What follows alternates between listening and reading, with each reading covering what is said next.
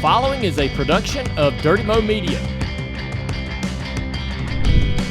Hey everybody, it's Dale Jr. back again for another episode of the Dale Jr. Download. It is Tuesday and it's Dirty Air, and things are going to be a little different today. I woke up this morning with a fever and like a real fever or like a brown bag? 101. Oof. So we had a little thing going through the house. The kids been sick, and apparently I got it now. So there was so much going on in the this past race weekend that I just I felt like I could get in here and we could do the Tuesday show. With that said, we're going to come up with another plan for Wednesday.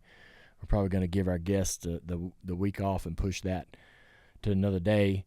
And it's to be determined what happens Thursday with Bless Your Heart, but I'm hoping to be here. But we'll keep everybody up to date on all that. But TJ is not at the table, but he will be here. So we're going to get this done one way or another. We got a lot of racing to talk about from Atlanta, a lot of things going down. So let's get the show started. All right, so there was a lot going on in Atlanta. Just an incredible race weekend.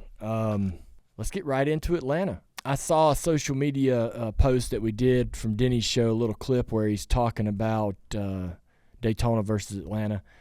The crew chief for the 20 car, the winning race car, Adam Stevens. Yeah, so Adam Stevens also, Bob Pockris tweeted a video from his post-race media center, and I shared that as well on my social media, where he articulates the way he feels about the racing at Daytona versus Atlanta. Listen, number one, nobody. I mean, I'm not going to say nobody, but everybody knows how much I love the sport. Everybody knows how much this sport means to me, and I want it to succeed and be great, and I know it can be. We are doing a lot of really great things, and there's been some good things that are signifying growth, TV ratings, fan attendance.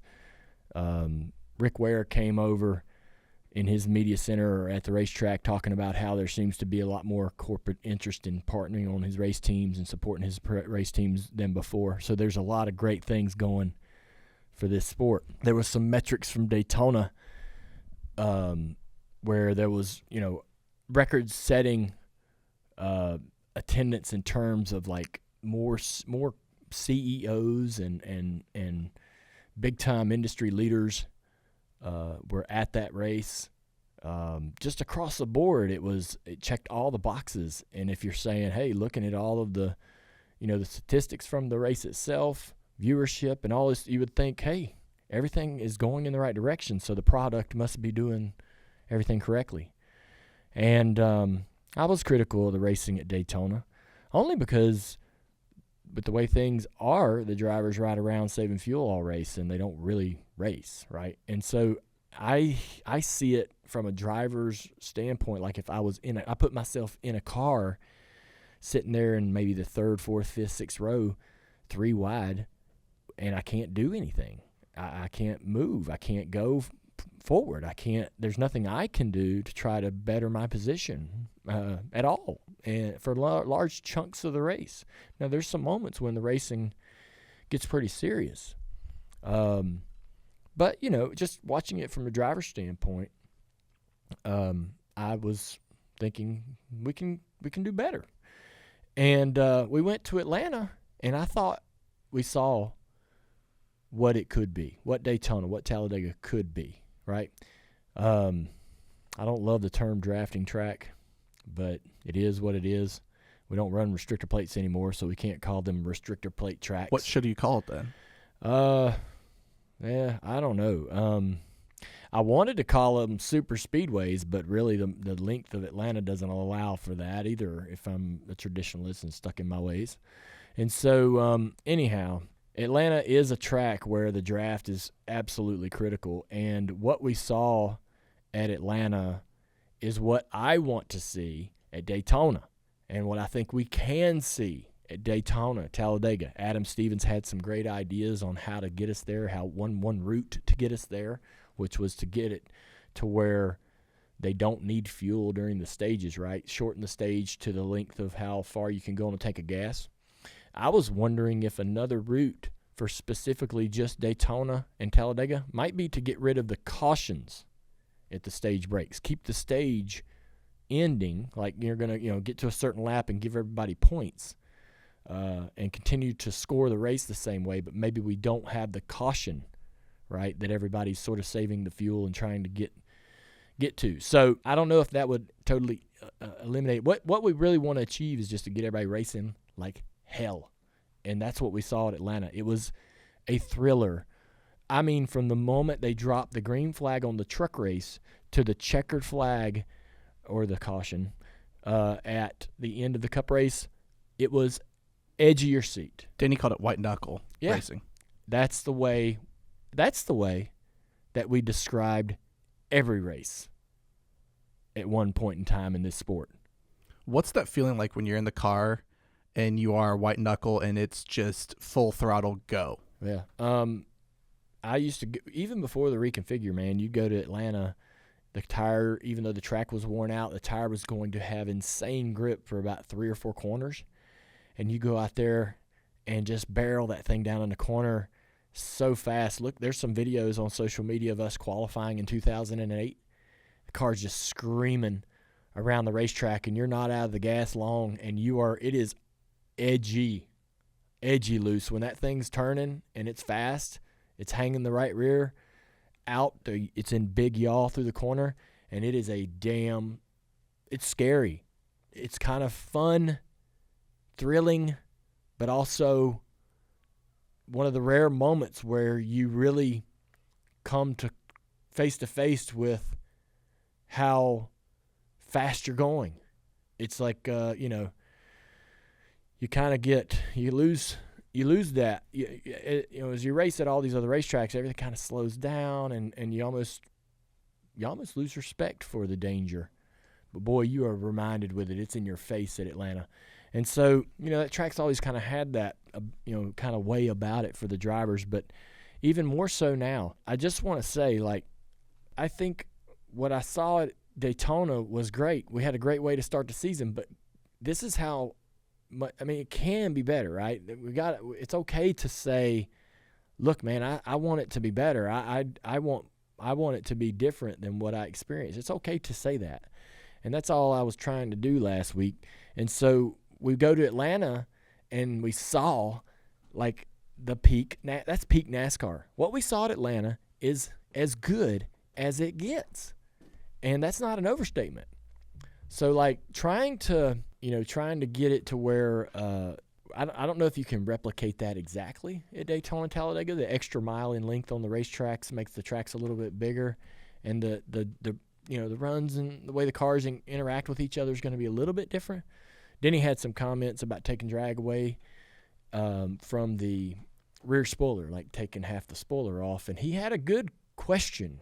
Would the pack go faster?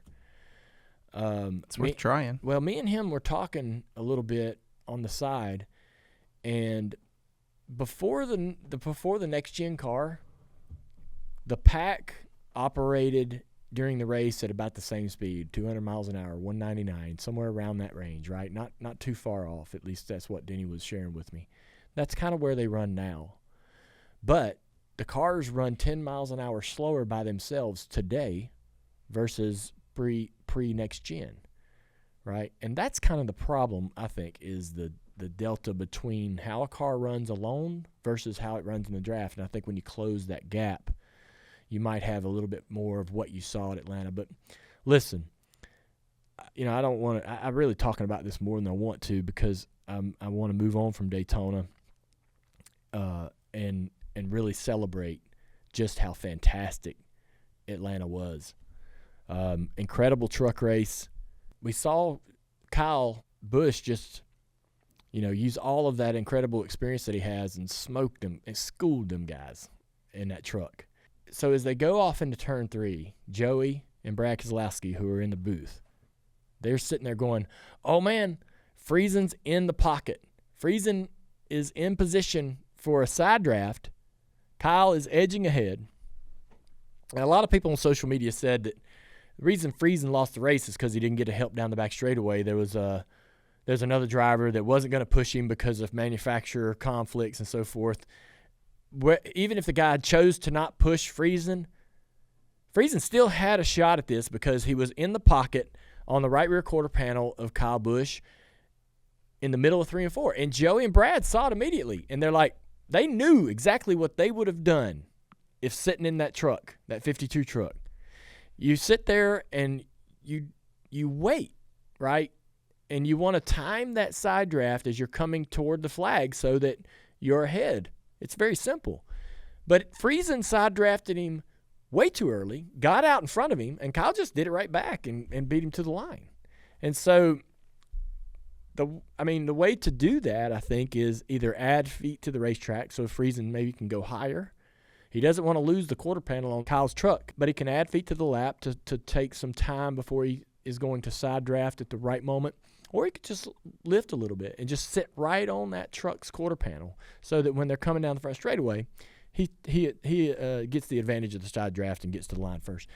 Look, and Friesen will probably replay that over and over in his mind, and he might not love to admit it today, but I think down the road, at least in his own mind, he knows what he probably should have done different. What do you think, TJ? I absolutely think he timed it wrong. Yeah. I think he was he had Kyle beat, and Kyle was running the bottom waiting for the opportunity to see the door of Friesen's truck, hopefully earlier than later, because if he doesn't see it till the start-finish line, he lost the race. And he saw it early and just pulled him back. Yeah.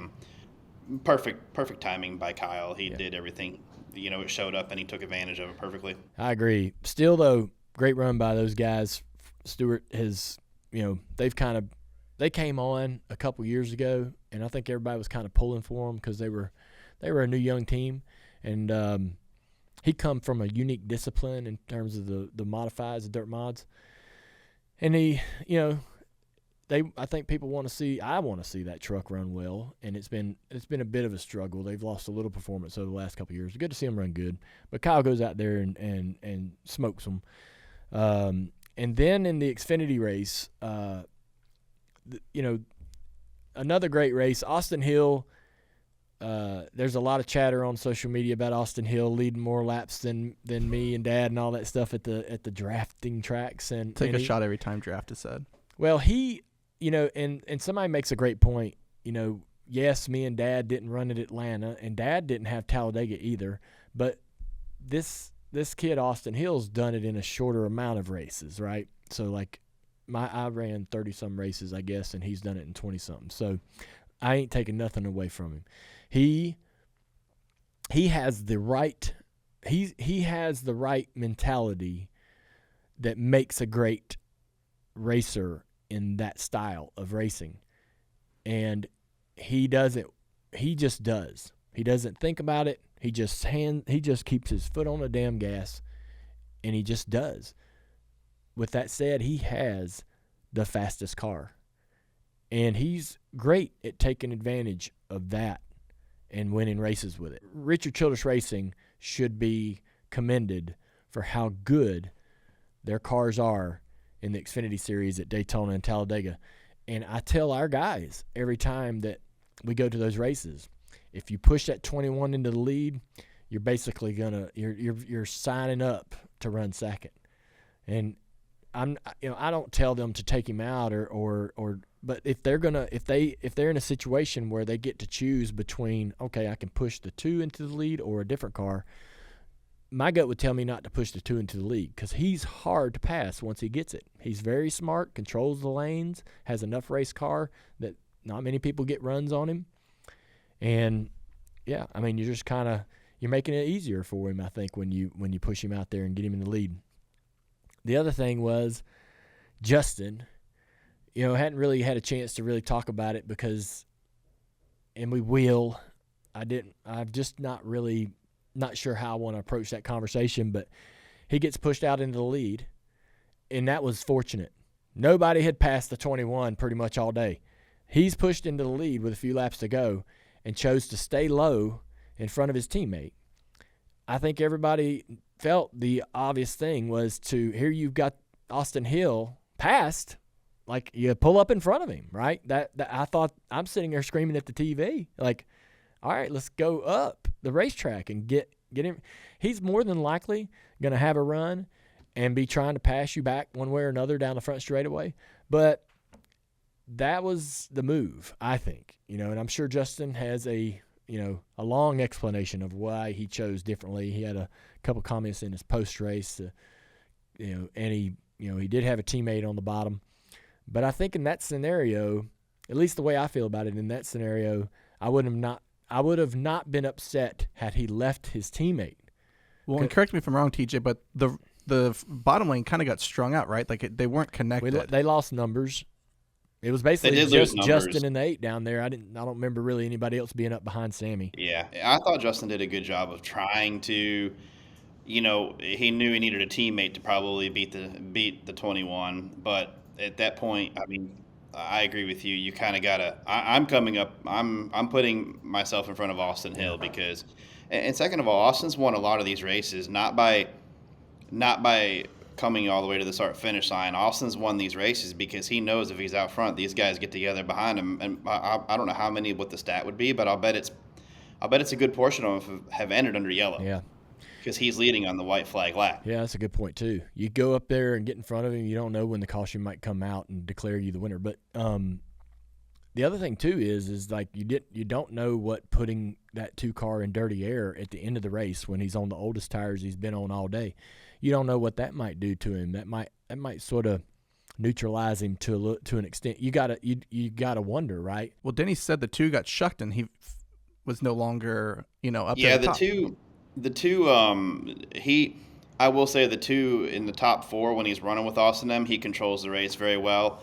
But he does struggle to me still in the pack a little bit. Yeah. But like you said, if he's out front, he's really hard to get around. Yeah. But I did notice last night or on Saturday that he struggled to get back up there a little bit. Austin Hill's, Austin's just gotten so good at it, man. He knows. Oh yeah, I think he's so good at it. I feel like the 2 and the 21 are relatively even equipment, and it's just the difference between Austin having so much confidence and experience, right? And Jesse Love will get there, and he's learning. Oh God, he's definitely learning from him. Yeah, and he's gonna pick up the torch, and probably be just as tough in the near future. But I misspoke, I guess. If Justin pulls up in front of the 21, Austin Hill, maybe there's a possibility that he struggles with the aero at that point in the race. Yeah. He's not quite as dominant as he had been most of the afternoon.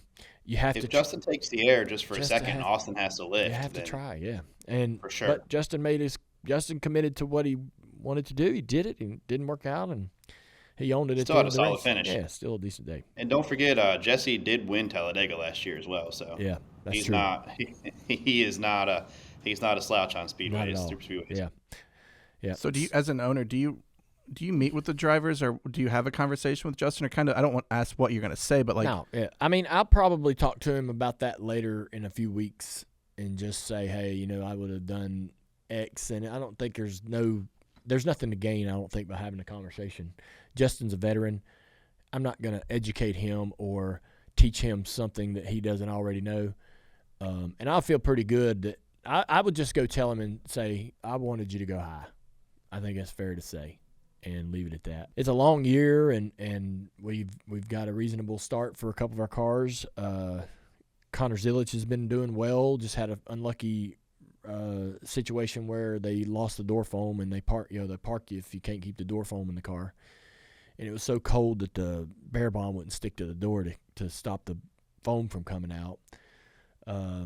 Carson Hocevar has just ran his first 2, Superspeedway restrictor plate style races, and we ran Talladega last year. He did. So. That's right. But he's still very inexperienced, and you can see his hesitance. So when you go run those races, and it's like an acquired thing. I ran into everything for 3 or 4 times. Like the first in 98, 99, I don't think I finished a restrictor plate race at Daytona or Talladega. I wrecked on all of them, and it's an acquired, not an acquired taste, but it's an acquired skill. And what I learned over time is that, and I say this over and over, but you can't you can't plan. You got to just be moving and doing and instinctually choosing. How hard is that when like your spotter says to go up or down and you just have to do it? Like how hard is that? You don't have to do it. You just it's a suggestion. But how hard is it to trust them when you first get started to just do it blindly? It's different. The style of racing is different now, though. Yeah. You can't control the things like you could before, Yeah. and there is. And I've had this conversation with Carson before. I'm like, Carson, if you see something and you feel like you want to take that run, even if I'm telling you they're lined up there and you feel like you want to take it, I said, don't hesitate, just do it. Yeah. I'm going to adapt right away, and we're going to make that work. We're going to try to make that work right away, and I'm not going to go back and look at it again and be like, well, you shouldn't have done this, because there's going to be times when I say stay up or stay down, and then a guy moves a different lane or doesn't move. I mean, you work as one team the whole time with him, and I don't want him to second guess stuff. If he feels like he needs to go, that's a conversation we've already had 3 races now at big tracks, and you just go with it. Yeah, you got to just go with it, and you got to learn from what works, and you got to learn from things that don't work. And TJ and his ability to spot a race and his knowledge and experience up there is really valuable. But I think if Carson goes to the racetrack and just says, hey, I'm going to just do what TJ tells me to do, that might be – TJ might be making some good choices and telling him, seeing the lines and the runs that are materializing and saying, hey, this line's getting ready to get a big push. Why don't you jump in front of it? Those are good things that a spotter can do for you, but the driver isn't learning anything if he's not trying his own ideas, right, and kind of learning what did and didn't work. But again, I'm not going to be too hard on Carson. I joked with him about not being more aggressive, I guess, at Atlanta, and he had a good car and he had a good result in his first stage. But when he lost some track position, he sort of seemed unsure how to maneuver back there and what to do with his car. And so, and you see that a lot in the Cup Series as well. And plus, when you get back in 10th, 15th, 20th position, that thing drives worse and worse and worse. So you can't always do what you want when you get in dirty air like that. But again, Saturday, the truck and the Xfinity race, doubleheader, really exciting, a lot of fun to watch, and it had me really looking forward to the Sunday race. The one thing that I noticed initially right out of the gate for the Cup race Sunday was how dark the track was getting, how well the Goodyear tire was putting rubber down. We suffer, I think, all of us from short-term memory, and I think we need to remember and think back to even just a short period of time inside the last 24 months where we're begging Goodyear to soften up the tire, to get the tire to put more rubber on the racetrack, we needed a tire that would put rubber down and allow the cars to get on top of that and slide and move around, right? And they've done it. They've created a tire for the short tracks that's heading and trending in a very good direction in terms of fall off and wear. And they've put a tire at a very high speed racetrack like Atlanta that actually rubbered the surface really well. And so I'm very. And we had guys take 2 tires still. You still did, yeah. You had guys that stayed out, guys that come down pit road, got 2 tires and would drive through the field. So tires mattered. They were, if you were running 15th and costs come out and you're like, I'm coming down pit road and we'll take advantage of the new tire that's 20 or 30 laps better than everybody else and try to gain that track position. You did it. Chase Elliott and a couple other guys made that work. But Blaney at the end of the Cup race. That's right. And so I'm very happy with the work Goodyear's been doing across the board. We I think for the last 5 years we've complained a lot about tires, and as a fan, and drivers as well have made a lot of comments about tires. We'd go to Martinsville and have a tire that would last 5,000 miles if you wanted. But they've made some really, really aggressive changes that have been great, and I'm proud of that. I'm happy about that. So kudos to Goodyear. We've talked about how great the racetrack was, and so I want to know from TJ's standpoint, what was it like spotting this race with it being so aggressive? Obviously, unfortunately, you didn't get the full they race. didn't get to spot too much. Yeah, this race, Atlanta's hard. I mean, it's different. Like when he mentioned a minute ago that once you get back in that 10th to 15th range, it's still you're still stuck there a little bit, and it's hard to get out of that area. That's why you see even trending last year, you see the cars that qualified up front pretty much controlled the first two stages, and then you have everybody at the end of that second stage that swaps it, and then that splits the whole. It's like putting everything, all the numbers in a hat and jumbling everything up, which makes it exciting, but it's still really hard to get through the middle of the pack. You kind of have to time, and I've watched a lot of it, and I can't find a concrete path that gets you from the back to the front. But I can tell you right now, to your tire point, if I'm 12th, 15th on back, and they got 10, 15 laps on their tires, and the leaders don't pit, I'm pitting. I would like to see it trend a little bit more in that direction, but it was a cool race, and I think when we go back there at the next race, it's going to be, where everybody's talking about handling already when we go back. So I'm excited about that, but it's challenging getting through the pack, man. And I thought Atlanta was a lot of fun, frustrating at times, but you weren't, there weren't 3 lanes just stopped up, not moving. It was actually, you could get a run, and there was a lane to take. Did it work out a lot? Not all the time, but you actually had opportunity. Last year, Martin Truex was really good at getting up by the wall and making passes, getting on guys' right rears because he could run up by the fence, and he was really successful with that. And it was hard to do this year. A few guys were able to do it, but it's tough to do. And that, to me, I like seeing guys have to drive have to fight handling. When they were getting to turn 3 at those big runs, they're all lifting and sliding up the racetrack, and you got a guy that backed his corner up a little bit. He's got a big run on the exit. It was a lot of fun, but it's very challenging, very hard. I forgot how hard you work at Atlanta spotting compared, you think of Daytona, and you're like, oh, Daytona plate track, you're going to be real busy there, and you are, but you go to Atlanta, and it is like, it's like Atlanta had an energy drink. You know what I mean? Like, it's nuts, man. Like, I was worried about running out of battery. Well, it's a good thing your race ended short. You're good. Goodness. The poor spotters had to work on Sunday. Yeah. Oh, man. They were busy.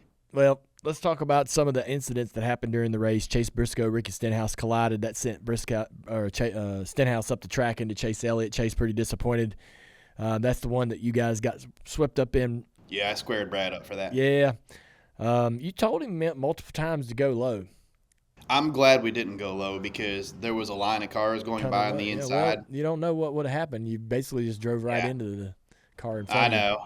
Well, Chase, when he hit the wall originally, he didn't start spinning, and he was still going. And then I look up again, and he's going out towards the outside wall, wrecking, and I'm like, oh, no, this is not good. What's the deal with the Briscoe and Stenhouse there? I mean, looking at that wreck, I know Chase was critical of Ricky, but was Ricky crowding the 19, not giving him enough room? The contact, was it avoidable?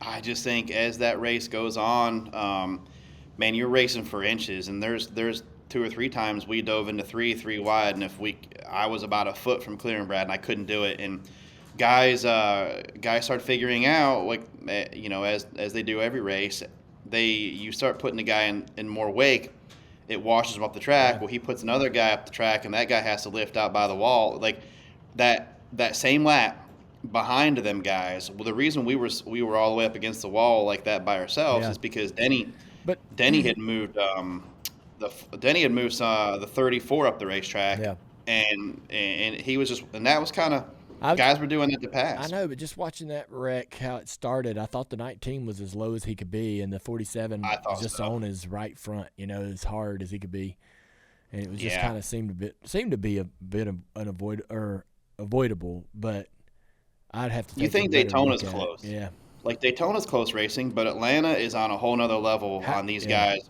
threading the needle through holes and stuff. Like it's a whole nother level of doing that, and these spotters are, man, it's. Brad was moving in the holes that they were opening up as he was getting there, and I'm like, you got to do it. You just got to move. You have to. You just got to sense where the front and back of your car is, and judging by the speed that you may be going by somebody, you can time it in your mind. All right, I believe the right rear bumper cover is clear. For sure. And they're leaving, and this with plate racing, when you're 3 wide and there's 3 lanes, sometimes the guy in the middle doesn't move all the way to the bottom, and sometimes the guy on the top doesn't stay all the way on the top when you're running the bottom. So you got to be really aware how far a car is off your door, and you're really relying on your spotter at that point. Yeah. You know, if the middle's open or not, and then by the time you go to close it, hopefully the other guy's not meeting you there. That's and right. it's not just front and back; it's side to side because the side draft's so important as well. Yeah, for sure. So, Carson Hocevar had a pretty eventful day. I posted a tweet on social media that they just needed to As put usual. a camera on him, and we would all be entertained. Because, there was a lot of watching the front of the pack, but I knew what he was getting himself involved in as he was running, 8th to 15th at some point. And he was upsetting some drivers with the moves and things he was doing, and I wanted to really see it, right? And kind of understand why Kyle Busch was as upset as he was. Here's Kyle Busch's quote. Yeah. Go tell the 77 he's done the same move 10 times. I don't care Yeah. if I wreck the whole field. I'm over him. He's a Yeah. So a lot of people had a lot of comments for Hocevar. And let's see, Ryan Blaney was upset. Obviously, Chastain upset. This is the thing. So the sport needs personalities. It needs things that stand out. It needs drivers that we can depend on to kind of go against the norms. And we had that in Ross Chastain, right? We had that in other drivers as well. They improve. They polish the rough edges. They become more well-rounded, complete race car drivers.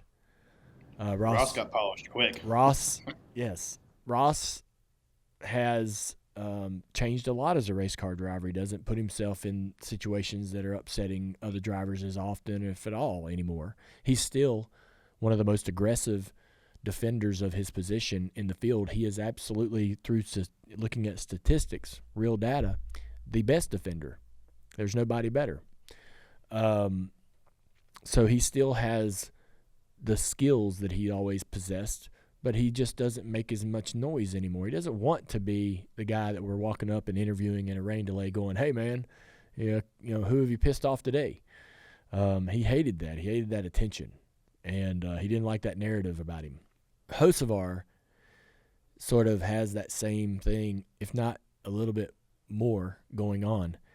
Here's the problem with Hocevar, and he'll just have to own this and understand that it's going to be a little bit noisy for a while, but this is the reason why. So I want to believe good. I want to believe the best in people. I want to believe everybody's got a good intention or a good agenda or whatever, right? And I want to believe that about Carson. I think he actually is a good person.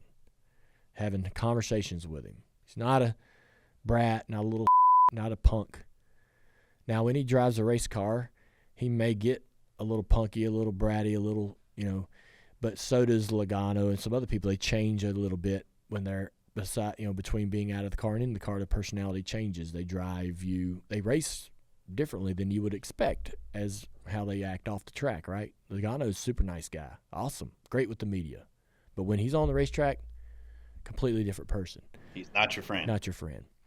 And I like that Hocevar had those comments. He's like, hey, I'm not here to be buddies. He has speed. He is impressed with his speed. He has overachieved since he's gotten into the Cup Series. And as long as he continues to do that, there'll be a little bit of a longer leash in terms of if he's truly genuinely making mistakes on the racetrack. As long as he's fast, his owners, people around him in his camp will say, hey, man, you're going to get better, smarter. You're going to clean up some of this stuff, and the speed will be there, and then the race wins will come. The problem with him is his past. I believe that he did some things that he shouldn't have done when he was racing in the truck series and so forth. He turned a few people on purpose, and it was a bad look. And he stood out because he was kind of the only guy really blatantly doing this. That stuff will follow you for a while.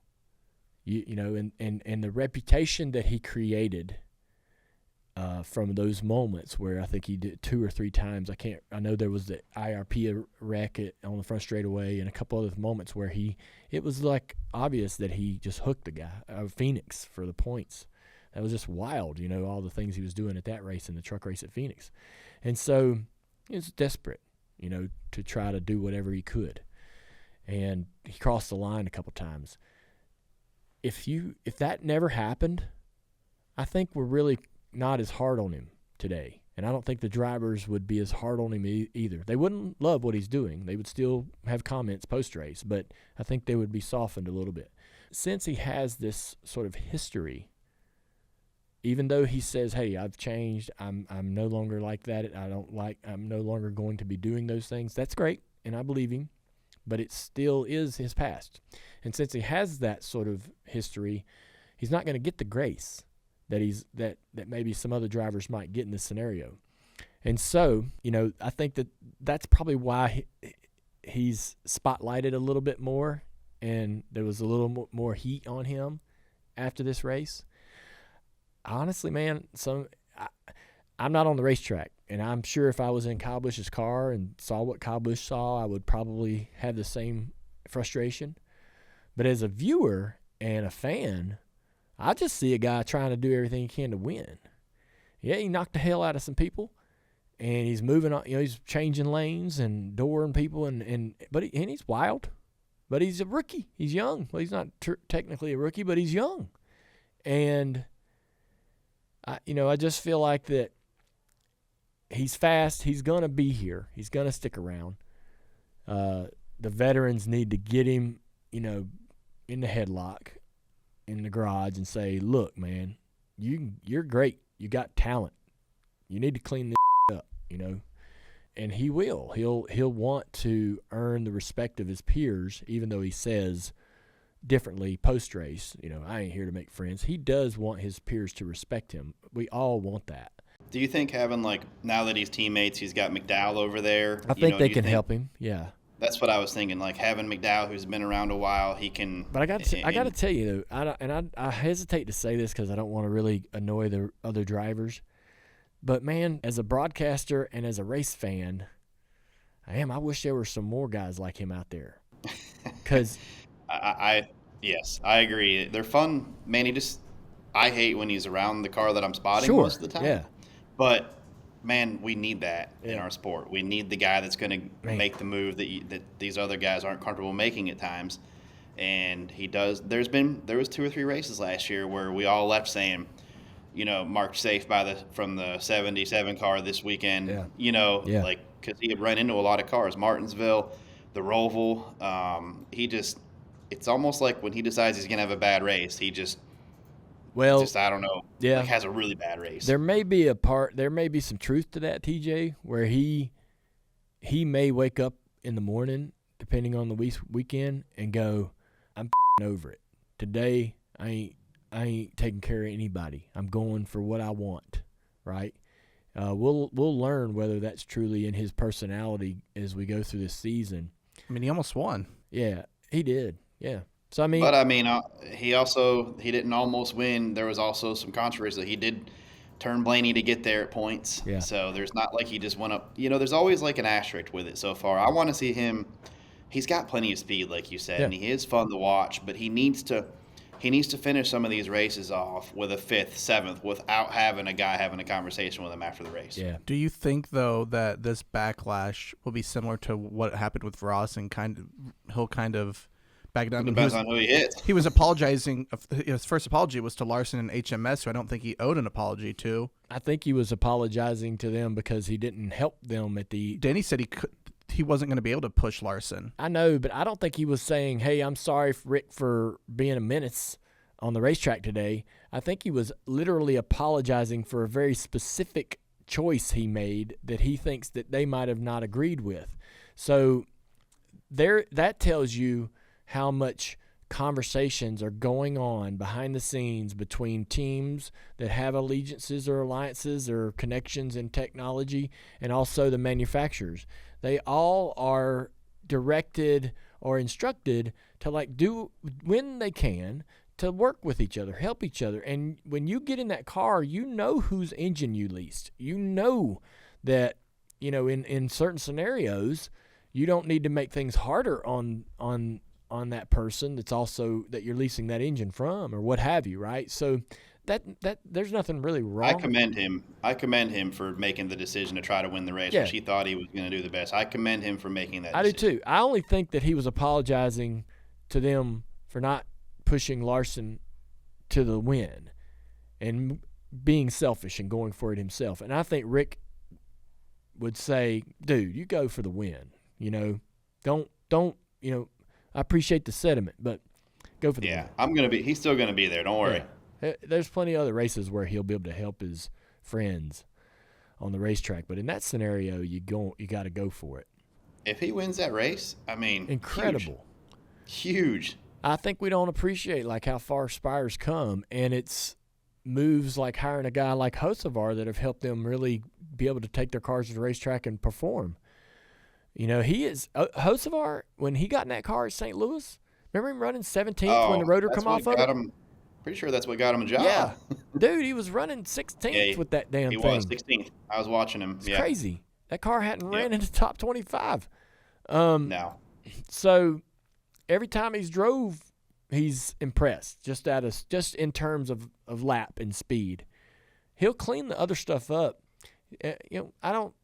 I'd say this to his face. He's a little goofy, and I think he's fun and good for the sport. Got a great personality, and he does want to be appreciated and respected.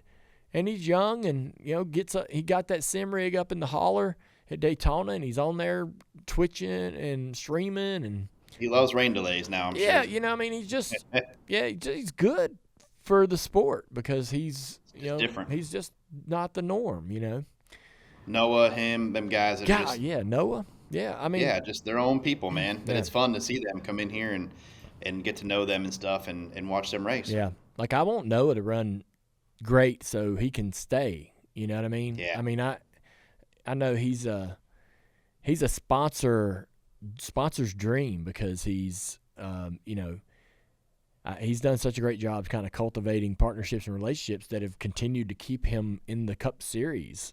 He was supported by his family coming into the sport and earned his way out of that role into a driver that has true partners that just want to sponsor his race cars. It's really impressive what he's done. Now he's made some missteps, but if he can figure out. There's a few drivers like that. Like Tyler Reddick did the same thing. Yeah. He's kind of came into his own now. He's a full-time race car driver paid by 2311 and but it is fun to see guys like Noah and Carson and them guys come in and their interviews are you'd never know what they're going to say. Yeah. And they're good people too. Yeah, I think so. Well, the great thing about it is I hope this kind of story of Hocevar and his imperfections and how that ruffles a few feathers and annoys a few drivers continues. It's a story arc, right, that you want to be part of the season because it'll get people talking and people tuning in to see how that progress goes. So we'll see. Hey everybody, you want the latest Dale Jr. download apparel? Visit shop.dirtymomedia.com. We're always adding new stuff all the time, especially like when we say something silly on this show. We'll put it on a t-shirt. Again, check it out at shop.dirtymomedia.com. We got to talk about the caution late in the race. Honestly, there was a ton of conversation around this, but I didn't understand it. The way I see it is, and I said this to some friends, so NASCAR, they threw the yellow during the duel that they shouldn't have thrown because the cars were just a couple feet from the finish line. You just let them cross the line, then throw the yellow, right? It's just 100 feet or whatever. And, Eric Jones would win that duel. That'd be incredible for the 43 team and Jimmy Johnson and all that. So that was kind of a thing that, it's unfortunate. But no big deal. Happens, right? The balls and strikes, the cautions, it's all a human choice, so there's going to be some imperfection. Holding, offense. Yeah, so, there's holding on every play, right? So Anyhow, that happens. There was an uproar, and then they may have, they went a much more conservative route, or they let a race play out and let they do something the complete opposite the next day, and then there's an uproar over that, and then they dial it all the way back and throw the yellow early, and then there's an uproar over that, and then they let another race play out to the finish line, and there's an uproar over that, and then they over officiate the next night, and just kind of this rubber band effect between NASCAR trying to make a good choice and the fan reaction to it. And honestly, I was totally unbothered by how the Cup race ended. Same. I do not have eyes on the back straightaway to know if somebody's sitting broadside in the racetrack, but I've seen enough things in the 30 years I've been around this sport to know that if there's even the potential of that, it's deadly. And we don't even need to have that conversation. And we don't even need to make it guesswork, right? Well, maybe they're all through it. Maybe it's at the back of the pack. Everything should be okay. I mean, it's a human. What if it's not? I know it's a human choice. I'm leaving it up to the people in the booth. I do not love every choice they make, but in that scenario, I think Denny said it best: safety prevails, right? And he took a shot in the 500 that maybe wouldn't have had they thrown the caution out. Yeah, I just don't think we need to get too caught up in or make too much of an uproar, right? Because we got to choose the safe, logical route. Now, can they, could we have the conversation around, does that just extend overtime if a caution comes out after the white flag? Sure. And I'm sure, and we've had that conversation is not a new one, and there's probably good reasons why NASCAR didn't choose to do that or doesn't do that today. We went away from it for a reason. Yeah, and so I just think I was unbothered by the finish of that race. What about the Blaney caution? That's the only thing, the one that I was where he's spinning across the apron? Where he's down the track, out of the groove, and I mean, I can see both sides. Did the caution come out as he was sliding, or after he had come to? Well, it's like 3/4 of the way through his slide. So the one thing that I thought was going to happen in that scenario was he was going to overcorrect back up into the racetrack, because this damn race car is weird as when it gets loose, and we see a lot of times guys get too far on steering input and overcorrect. They may be getting smarter and getting some muscle memory and understanding about how they drove race cars with the steering box on it, a manual box on it for all their lives, and now they got a rack and pinion, which is a little quicker, and so they're trying to learn the muscle memory to how much do they need to steer into these slides, and they're getting better. I was really shocked that the 20 or the 12 didn't overcorrect back up the racetrack, and I think when that car gets sideways down across the apron like that, and it's not coming around, I would have thrown the yellow right away to get everybody slowed down for the potential idea that car is coming back across the track like the 5 did at Talladega, right? And he gets drove into the door by Priest. If they waited too long, or either way, I think it's a yellow. Car spinning across the apron in front of oncoming traffic or down below oncoming traffic. You don't know where that car is going to go. I think Let me ask you this. Yeah. Say that's the white flag lap and you end the race like that. That's a tough one for me to tough one. Yeah. Yeah. That's tough for me to end the race like that. Yeah, maybe on, and not that I love doing things differently depending on what part of the race you're in. I don't love that. I like things very, if you're going to do it on lap 1, do it on lap 99, do it on lap 2. I know. But I think in that scenario, maybe you hold the flag. If it's the last lap and the 12 goes across the apron, yeah, I wouldn't. It's tough. I mean, you got to be okay with it either way. Yeah, but we saw Priest driving into the door of that 5 and what that did to that car and how hard of a hit that was for him. And I don't want to put any driver in that situation where they've got to make a choice of lifting to lessen the impact or, I got to stay wide open. The caution's not out, right? And driving into a potential dangerous situation. Yeah, these cars are pretty damn rough in terms of collisions and hits. Drivers say that even after all of the changes that we've done or that NASCAR's done to the cars to improve, they have improved, absorbing more of the impacts. They're still pretty harsh. And the way the cars, the way the drivers feel the impacts, it seems like they say they're still tougher than the old car. But I think you got to let Blaney's. I think you got to let that one play out because Okay. even if you do throw the yellow right there and say he does come up the track, those guys you're not stopping a wreck. I know that doesn't bother me though. That's a car spinning out of control. What the ones that piss me off is honestly he had really good control of it. The one he did, but I didn't think that it was going to stay. Yeah. I didn't think it was sustainable. I really thought the car was overcorrecting, but it didn't. Looking at it from my point of view, I didn't think I could see him like literally driving it sideways, trying to get going still. Yeah. But there is that moment it can snap. The ones that make me frustrated are when a car brushes the wall and it's still going. It's still going, and there's no there's no visible debris or no obvious debris, and a car just brushed the wall.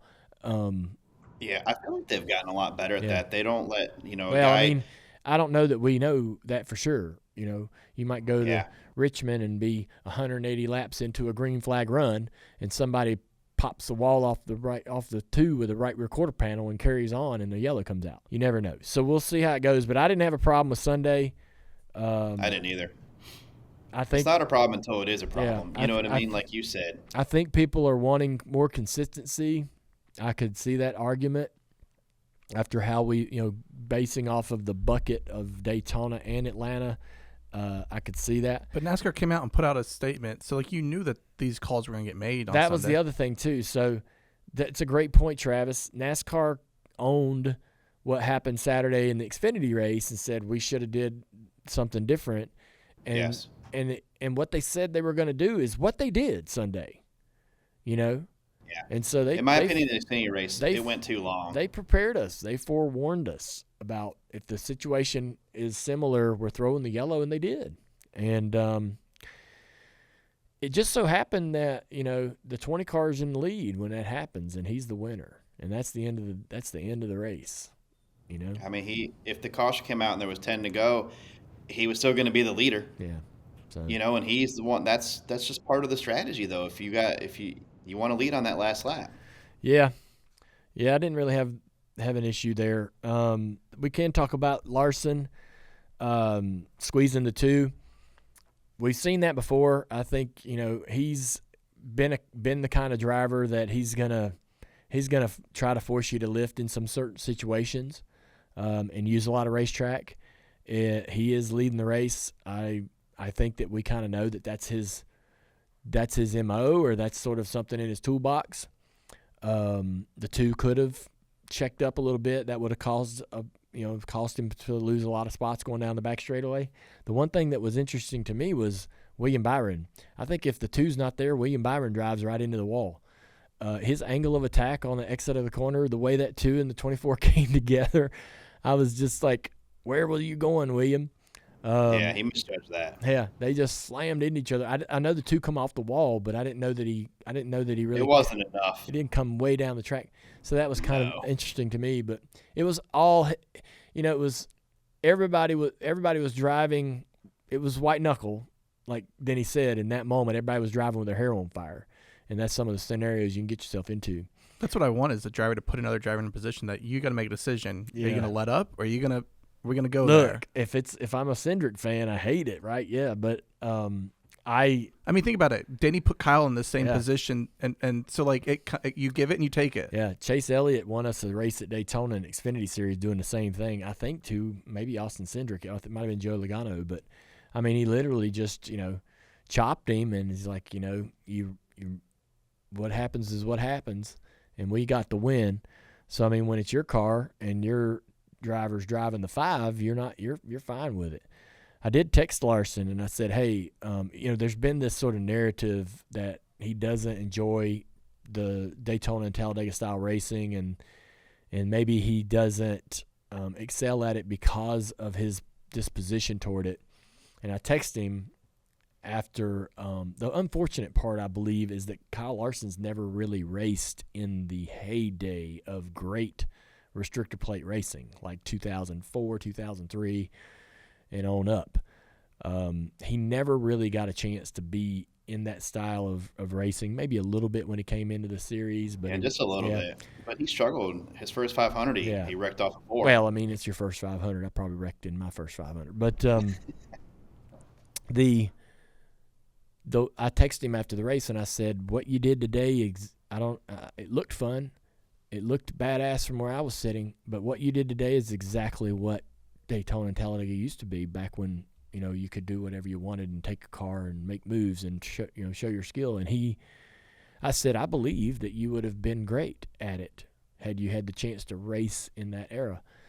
But what you did today is pretty much what it was like." And he said, "Man, today was fun as hell. He had a blast." And I like that. I want our Kyle Larson is arguably the best driver in the series, right? Overall. Yeah. There's a couple other names you could throw into that bucket. I want him to like racing at Daytona. Daytona is our cornerstone. The Daytona 500 is our most important event. I want our best driver fond of that event, fond of that race, fond of going there. I want him to be excited about it, right? And when he's not that thrilled about it because he doesn't feel like he can do what he wants to do, that's frustrating for me. And so I was really glad to hear him get out of the car and say, "Damn, today was fun. I enjoyed this." If I'm the field, I'm worried. I am too. Like, because Do you think Kyle thinks it's more fun if he has, to handle and manage runs and lifting and things you're in like control. that? You're in control and being able to make some choices and do something for yourself as opposed Because to that's still different to me than like does he think going to Kansas is fun where naturally their cars are some of the best there is and it's more of a you're barely lifting, you know what I mean? Yeah. Like I want him to enjoy, like what you said, the using the air. So I'm using your driver, seeing the air, I guess is what you would say, and use things like that. I know. I was sad a little bit when I heard that he wasn't too big a fan of like Daytona and Talladega for a handful of years. Rightfully so. I mean, when I watch it, it looks frustrating as a driver, but I was glad to hear him get out of that car because I know that if Daytona and Talladega can trend in that direction that we saw. Oh my gosh, it'd be so fun. Man. I can't even. Yeah. So that was pretty neat. It's great having that. I want the 500 to be Atlanta so bad. Yeah. Well, I don't want Daytona. I don't want to move the 500 to Atlanta, but I want the style of racing to get more similar at both tracks.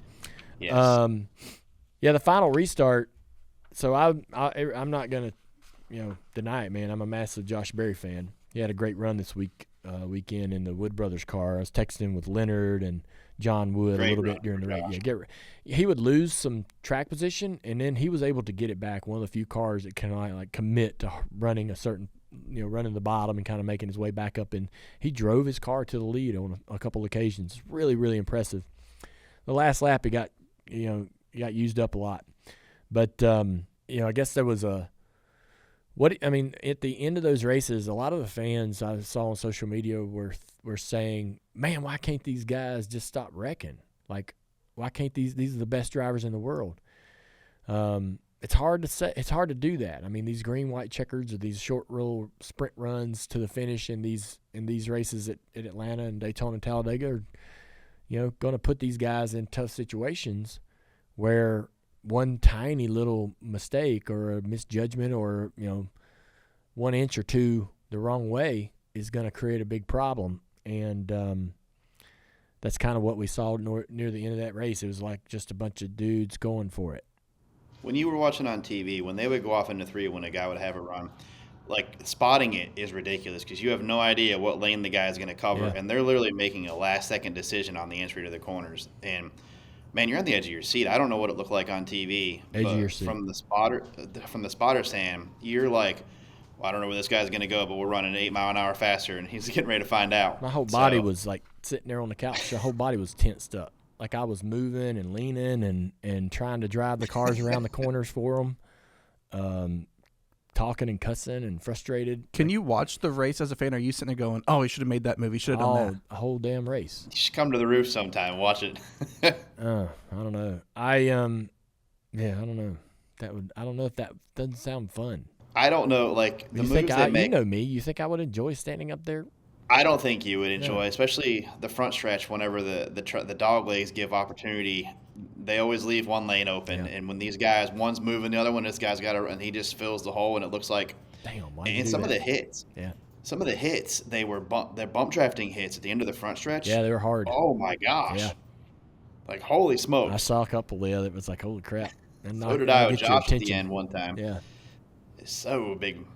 Well, there was some big news. That kind of wraps up our race coverage from this past weekend. There's some big news. It's not new news, but this is the first time that anyone outside of NASCAR has really reported on it. Jordan Bianchi from The Athletic reports that Dodge is eyeing a return to NASCAR. We had heard that OEMs may be interested in the sport. A lot of talk whether it was Honda or who.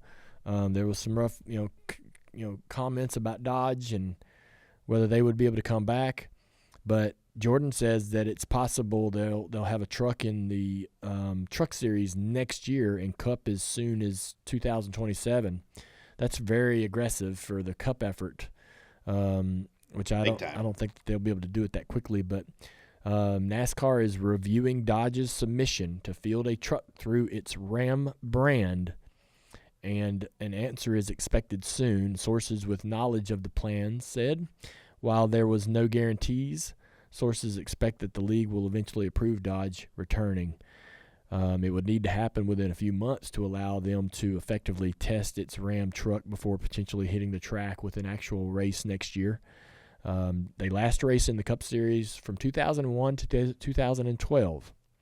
And people with knowledge of the discussion said Dodge is returning with the intent to eventually put together a full Cup program that will be operational, as I said, in 27 or 28.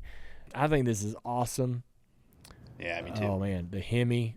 Dodge has got such a cool reputation, and I know that they've had some ups and downs over the past several decades, but in my eyes, they're still a true muscle car brand.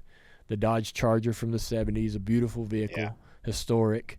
The Challenger, a lot of great vehicles come out of that brand. And the Ram, the Ram truck. Awesome. Yeah, I mean it's just a cool brand. So I'm thrilled that they're considering a return, and I hope it's a successful one. To be honest with you, and, good for the sport, I think. Oh hell yeah, this is great. Yeah, so that's pretty interesting. There's a bunch of conversation around how, who are the teams that would help them on this journey, and where, what would their Cup programs look like. And so we'll keep our ear to the ground, and maybe it's Jordan and these guys, digging in some of the information that might help shape what this program eventually looks like. So very, very curious. And come on, Jordan, get some news. I'm sure there's a lot of Cup teams out there that are thinking if that's a great opportunity for them or not, right? Yeah. All right, so that's pretty much covers all our race conversation from this past weekend in Atlanta. Teams going to COTA this weekend, running a new course there. TJ, how much did they cut off the course? Shortened it up a little bit, which they cut a lot off. I'm thankful. Yeah, they cut off a lot of that. It was too long. Too damn long. I do wonder how it's gonna, because that was a couple passing zones. The hairpin down there was pretty exciting at times. But it was just too long, and I'm looking forward to this configuration and seeing how it races, and I'm optimistic about it. Yeah, I asked Carson Quapple about what he thought, and he's excited because he runs some Trans Am races there, and I know a lot of the drivers have been out there racing, and obviously Zilich and the speed he had in the truck there last year. It'll be curious to see how that transfers over in our Xfinity cars. So should be fun. Let's talk a little bit about Lionel Racing. It's time for this month's selection of our Ultimate Racing Collector. This is presented by Lionel Racing, the official diecast of NASCAR. They're your go-to source for all your racing diecast needs. Check out the latest pre-orders at lionelracing.com. I finally got 2 new towers, 40-car towers. Oh, you got them, huh? I did. I've got them up in the house. I'm not sure. Amy didn't seem to complain or mind, but we now have 4 40-car diecast towers in my office. They're not full. You got to take your time, but I've got them about probably 70% full, so I've got a little bit of room. But if there's one die-cast you don't have, I don't know I can't answer this. I want to take y'all over to my house, man, and bring a camera, and let's show these folks some of the stuff I got. I got some really, really cool pieces, but and I'm anxious to do that. But anyways, our first winner comes from at Forever the Man, Forever_the_man. Shout out to all our fans who submitted their Ultimate Racing collection. Travis, this guy's collection's insane. It's ridiculous. Looking at these photos. Oh my gosh. He's got a lot of cars, a lot of different cars, and some pretty nice cases to display them. he was one of, we had over 300 submissions. Like, some of people, their fan caves is unreal. Yes. Some people, they recreated races and like put the cars in the order that they finished on the track. Yep. This dude, clearly an Earnhardt fan. He's got plenty of Dale The Senior track podcasts. above the TV is awesome. Yeah, I like the track above the I do TV too. with the banking and the Daytona. Yep. With the cars and the grandstands and the catch fence. He's got The lights above it. he made his own confetti to put over one of the Dale Senior 3 Good Wrench cars. Very nice. I see that, yeah. Yeah, it's pretty cool. This would be a fun place to watch a race at. Yeah. He's put a lot of time into this. You gotta appreciate that. Yeah, our fans are incredible, and their passion for collecting is inspiring to me, and it's actually kind of kicked in to gear my passion for collecting die-casts, and we had a bunch of die-casts in here that I took home and have put in my case, and so anytime we get an autograph, I've got a few autographs cars in my case at home. I got a Joe Logano and a Ross Chastain and Noah Gragson. I got Martin to sign a Rookie of the Year Bass Pro Shop Xfinity diecast from, it's like 20 years old while I was in Daytona. That's one thing. So I used to collect a lot of sports memorabilia, but with like football, it's like it could be a football sign, but it's losing air. It's a helmet, or like it's. Yeah. But diecasts, you can make it very uniform in your collection, and it just looks very classy and clean. That's the one thing I do like about that. Yeah. Well, look, if you sent in a submission and you didn't win, don't worry. There will be a new winner next month. You can resubmit what you have. If you missed it this time, you can try again the month after that. So we're going to keep doing this. Follow us on Twitter and Facebook for our next post in March for your chance to win. Thank you, Lionel. If you're a diecast collector like me, then you're excited about the start of a new race season. That's because now is the time when race teams are unveiling their new paint schemes. There's a lot of new diecast on order, and it's also when new cars start to deliver from Lionel Racing, the official diecast of NASCAR. Whether you have Junior Motorsports First Cup Series diecast already on pre-order, or you're excited about Noah Gragson's move to Front Row Motorsports, or maybe Chase Elliott's new sponsor, Amazon Prime, there are a ton of exciting things happening in NASCAR this season. And what's so great about a diecast collection is that it can tell the story of it all like no other collectible can. To help kickstart your 2025 diecast collection, Lionel Racing has a special offer for Dale Jr. Download listeners. Get free U.S. shipping on your next order when you use the promo code DOWNLOAD25 at LionelRacing.com. That's free shipping with the promo code DOWNLOAD25. That's download with the number 25 at LionelRacing.com. All right, everybody, thanks for tuning in to today's Ask Junior presented by Xfinity Mobile. Let me see. Let's bring this chat up for everybody. I'm doing this on my phone. Yeah. Internet here is a little slow. I'm going to try to bring it up here. I like to watch the chat, too. Can I bring it up? We need to. Yeah, you can Yeah, get the chat. TJ, you can certainly bring the chat up. Just Google Yeah. on the There they computer are. YouTube. Hey, all You're right. on a computer, TJ. Literally on a laptop, DJ. There's everybody. Funny, guys. There's everybody. All right, so TJ, you're the tech guy, dude. You should figure out how to get a YouTube This is chat not open. my You give computer, me- and I didn't know- you I don't give wanna me mess crap up your for recordings. Not knowing technology? Ridiculous. Well, you didn't plug an Ethernet cable in. That's ridiculous. All right. Okay. All right. We're good. Dale, it's actually, this first question might be perfect given the circumstances. It's from Dan. Yeah. What's the best soup out there? Especially like when you're sick, down. Like, what's your favorite soup that gets you man. back? Oh gosh. All right. So This is gonna the be the weirdest brand, answer. and this is strictly coincidental. The brand is Amy's, and it's Amy's no Just Amy's Smart. cooking. Amy. I think it's called Amy's No Chicken Noodle Soup. No chicken noodles. Amy's No Chicken Noodle Soup. Oh, jeez. Dude, I it heard is no so- grilled cheese is good too. It is so good. And it's they rarely have it in the store. Like there's all these different types of soups from the Amy's brand. You can get it on Amazon. But when you go to buy it, I mean the no chicken noodle soup's almost always sold out. I got Isn't that supposed to make you feel better? Sorry, what? Isn't like chicken noodle soup supposed to make you feel better? Well, it's also just my favorite soup. If I'm just That's your I got you. favorite All soup? right. Just Wait, like but it's no chicken noodle soup. So what does that mean? Amy's no chicken noodle soup. There's So a it's little. not there's chicken a, noodle There's soup? a just. There's a look it up. Okay. I'm not trying to explain this to you. Right. I'm sorry. I also love traditional Campbell's tomato. with the grilled cheese. Oh, sure. I don't care. I mean, it's really more important how you make the Campbell's tomato. You got to put milk in it. So a lot of people. Yeah. I've Yeah. never heard that. So it's, I've never heard that. so you before. take Milk you take the tomato, you put it in the thing, and then you got to pour water or milk. And I think milk's better than the water. Yeah. It's Never. That's never not a heard crazy. of That's that not. before. It's guys, not a crazy idea. Like when you make eggs, you add a little milk in there. You add oatmeal instead of water. You do milk. Like it Yeah. elevates it. The other thing that I like to do is, there's a stuff called succotash.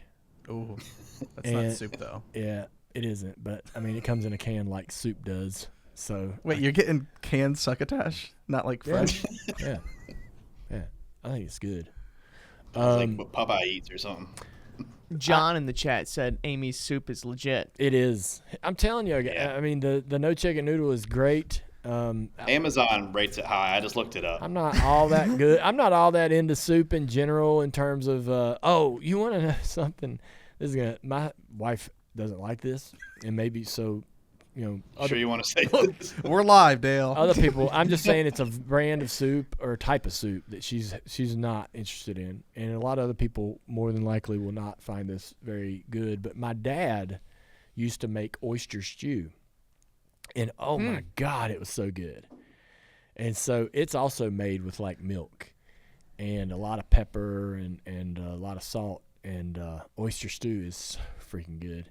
And honestly, I mean it's gnarly to think about eating it, but it's good. Do you eat raw oysters? Oh yeah, Oh yeah, Hell that's disgusting. dude. I mean, it's free calories. I will go to the Hey, I'm gonna tell you right That's now. one of the ones that counts. I will go to the Raw Bar in Key West and sit down and eat as many Yes. dozen yeah. oysters as you want. Do you doctor them up or do you just eat them? I Yeah, like to He put stuff I on. like to put the sauce on them and then horseradish and put them on a cracker. Maybe eat them just plain. I don't care. I mean, I'm gonna eat multiple dozens, and Hey, I've seen it. He's tons of not beer. kidding. I could sit there all day. That's one of them places where you can sit down, you have lunch, and then you drink a lot and have dinner without moving. Eat oysters and get Sounds drunk. kind of awesome. It is awesome. You don't know what the hell you're. When have you ever done that? Have you I- ever sat down and had lunch and dinner at the same place? No, but while that's- drinking. Here's the That- better but, question. but can't I think that could be awesome? Can't one dream, Yes, Dale? yes, they can. Hold on. Thank here. you. Dale, Andrew. That's all You I should want. dream of They that. can. You You should dream can. of that because that's usually a good trick. Andrew, when's the last time you sat down You know at what a else is bar free and had more than calories? 3 beers?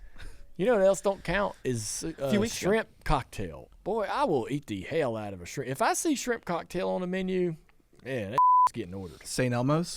Don't care. I don't. Have you had their horse? Of course. Okay. Yeah. It kicks your ass. It'll wake Because you up. it damn right. like clears your sinuses. That's what you need. No. No? No. I mean, The shrimp cocktail at St. Elmo's? it just burns your sinuses. It don't clear. it's just- it's No, it cleared doesn't mine. clear anything. What? You just all of a sudden all the starts falling out of your sinuses? Yeah. No. There's a funny story about Are you St. look like Elmo's you've with been Colt gassed? Like Cole Custer went there for the first time and dug in real deep and regretted it a few seconds later. Yeah.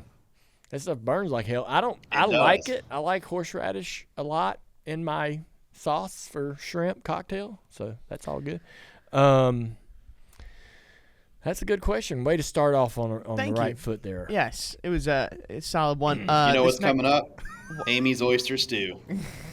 If they had it, I'd order it. This I don't think they make that. This next question's coming from Facebook. Bev wants to know: have you tracked down any more details on the car of your dad's that you got last week? I know you put a tweet out asking for information. No, I haven't had a chance to really dig in. I did send that information to Danny Lawrence, who's at RCR. He's a great friend of mine. He kind of manages the Xfinity team at RCR, and he's worked on my dad's team forever. Mm-hmm. And so I'll see what he comes up with. He's going to take that information over to their archives, and they have all of this, all the notes. They will know what this car was, where it ran. I need to look at the car. I saw somebody post an image of a race from Watkins Glen where it had that chassis number 3, and it may be just basically chassis number 3, and the other two numbers 8, 10, 89 are just the date it was built. And so it's quite possible that it's just basically chassis number 3, and apparently they ran chassis number 3 at Watkins Glen in 89 or the early 90. And so I need to look at the car and see if there's a battery box on the right side. So if it would have any kind of markings or signature road course style stuff like that, right? So if you ran a car at an oval, you put the battery box on the left rear. If you ran it on a road course, at that point in the history of the sport, they may have been moving the batteries and some other stuff over to the right side for road course racing to get the weight sort of symmetrical. So I need to look at the car a little closer. Maybe I can find some things. I think it's smart that you went to Twitter just to see if there's like who knows what's out there, you know? Plus, I know there are a lot of people that love sort of SI and that investigation process, right? And that search. Did you go to Reddit? I didn't, but I mean Twitter and Reddit sort of communicate. And so if do the back channel. If our NASCAR Reddit fans like something, they pull, they'll talk about it. Something they saw on Twitter, they'll share. They'll have a conversation. So, so I didn't want to double post, but there's a lot of people that I thought, man, they might be just figure this out for me, and have fun doing it. So we'll see what happens. Yeah, I can't wait to see. I'll learn something about it. I'm sure it's got some history.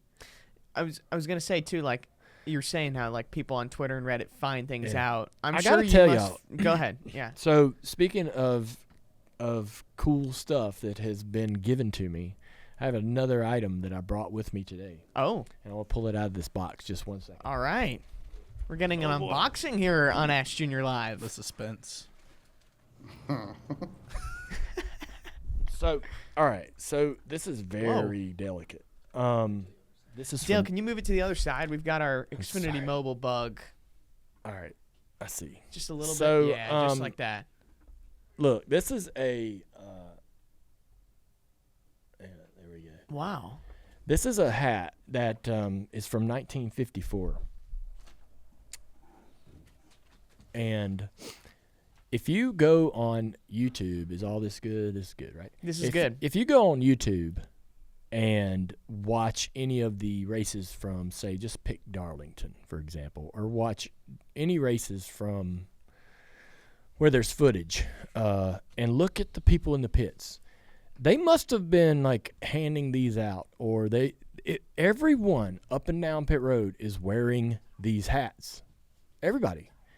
And and so when I was given this, I was like, "Holy crap! I've seen these in in those old videos from Darlington and so forth." And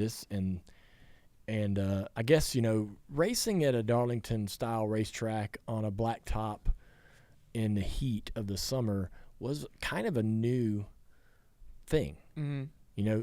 NASCAR for the most part had been racing on the beach, had dirt tracks, not a ton of paved ovals. And so racing out there was probably in the garage and in the pits unbearable. and so they were passing these hats out, I think, as a way to help people kind of, protect their skin and so forth and weather the heat of the day. But anyways, this thing has so many autographs on it. It's written in pencil. Pencil? Yes. But, yeah, and so. You got an eraser? It's not even funny. Right here, Fireball Roberts. Wow. Oh, incredible. Dang. Sarah Christian. There's Buck Baker. Fireball's wife even signed this. Holy cow. Lee Petty signed this. Jim Pascal. Herb Thomas. And so there's. Dang, that's pretty neat. There's a ton of names that Somebody had a great day. Yeah. I've got to go through and just kind of look at all of the names, but right here is Fireball Roberts. How many Fireball Roberts autographs are out there? In pencil, let alone, too. Well, You need to get a case to put that in. I hear you. I just received it, so I mean, I'm in the process. Yeah, you need to be wearing gloves handling that this thing. big weird bag. But So how did you get that? a friend of mine gave it to me. It has been kind of passed down to a few different people during its. I'm getting a little anxiety, so I'm going to put it back. This thing is hard to put a price on. That's the kind of rare kind of collectible that you get ever so often. I'm very thankful for it. I think it'd be in a museum. Yeah. I sent a picture of it to Mike Helton. I knew that he would appreciate it. He was kind of blown away. And again, I haven't even looked at all of the autographs on there, and I want to make a little list, and maybe I'll post that. So folks can understand. We maybe even do a little blurb on each driver and That'd be super what cool. they accomplished in their careers. But there's some really great names on there, but the Fireball Roberts one is most unique because obviously his life was cut short, and there can't be that many surviving examples of his signature, and especially coupled with so many other influential people in the history of the sport. So I've got a couple of little booklets that people have given me with similar, if not the same, autographs in them, and I have those kept in a safe place. So it's kind of stuff I love to have, and so I was wanting to share that. I brought that today. When you have something that cool and fragile and historic, like where's a good spot for that?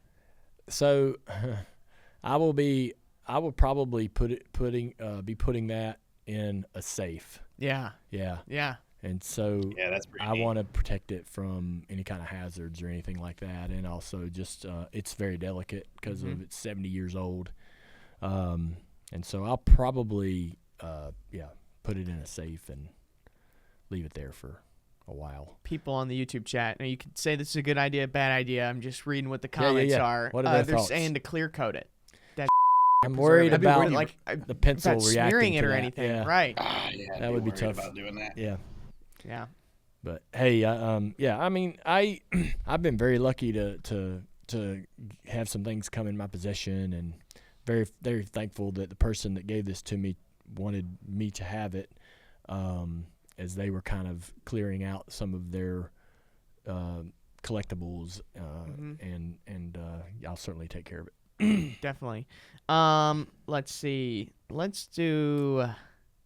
Got a few options here. I kind of like this one, and TJ, you could chime in on this too. Coming from Robert, what's the weirdest group chat name you have in your phone? Like, do you have any weird, like, out of context, like, oh, what the heck is that? The Coin Boys. What was that? Yeah, Coin Boys is So our. we have a group, TJ and all of us, called where did we get the Coin Because Boys? you guys were talking about Bitcoin one day. Yes. Yeah. You changed it back, and then Travis changed it right away. No, I didn't. Dale changed it and then changed it back the other day. I didn't change it back. It was there was one point that chat was Dale, Dalton, Travis, and TJ talking because it was just those were the people No in the one group else chat was that was chiming in. Yeah. There's this one that's actually it's active as we speak. It's called Yeah. 4 Friends Plus Brad, and it's me and 3 buddies, and then this guy Brad that we know that he moved away. And So he's not a friend anymore.